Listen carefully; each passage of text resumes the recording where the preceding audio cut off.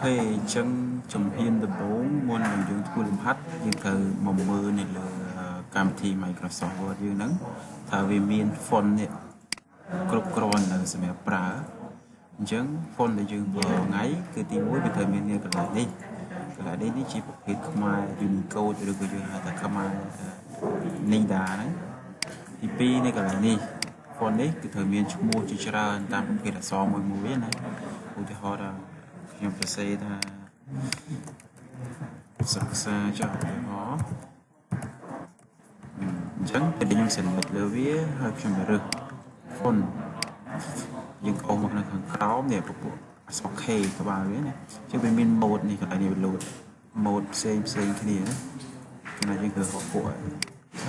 ឈ្មោះវាផ្សេង mode អក្សរក៏វាចេញផ្សេងដែរនេះចេញ mode ផ្សេងគ្នាចឹងបើសិនបើកន្លែងហ្នឹងយើងអត់មានយើងត្រូវធ្វើមិនបានអូខេចឹងកន្លែងនេះខ្ញុំបានផ្ញើ font មួយចូលទៅក្នុង Telegram ហើយដើម្បីតម្លើងអា font ហ្នឹងចូលទៅក្នុងកម្មវិធី Microsoft Word យើង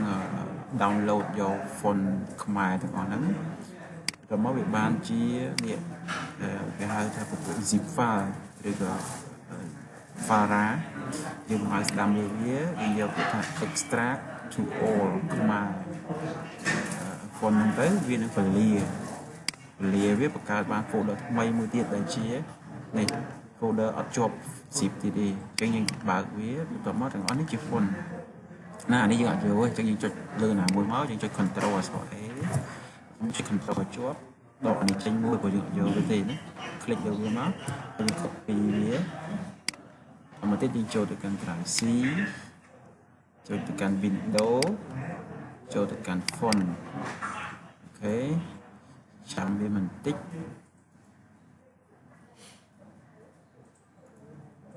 បាទអញ្ចឹង font នេះអានេះទៅជាឈ្មោះ font របស់យើងអញ្ចឹងតួយើងដាក់ឲ្យក៏បានយើងអាចមកស្ដាំមកយើង paste វាចូលយើងវាមួយយើង change អញ្ចឹងវាpaste font ដែលយើងមានតាំងប្រមាណនៅក្នុង folder នេះមកហ្នឹងទៅកាន់កម្មវិធីរបស់យើងមានទាំង Word Excel PowerPoint អីវាជាប់មកទាំងអស់ចា៎នេះយើងបិទចោលសិនមកអូ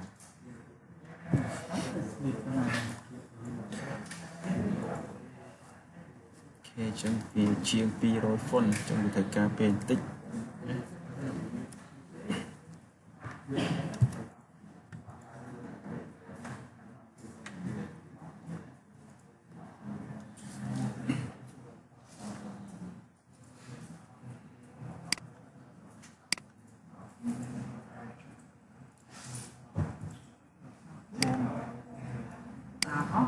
អញ្ចឹងមិញវាប្រសេសចប់ហើយអូខេអញ្ចឹងបន្ទាប់ពីយើង paste អានឹងចូលអស់ការងារយើងគឺចប់ហើយនៅពេលដែលយើងបើក Microsoft Word ឬក៏ Excel PowerPoint មក font ទាំងអស់ហ្នឹងវានឹងចូលមកនៅកន្លែងនេះដែលយើងអូសមកក្បាលអក្សរ K អញ្ចឹងវាមានខ្មែរផ្សេងខ្មែរអក្សរខ្មែរយើងអូខេអញ្ចឹងការដាក់ font គឺចប់ប៉ុណ្ណឹងមួយ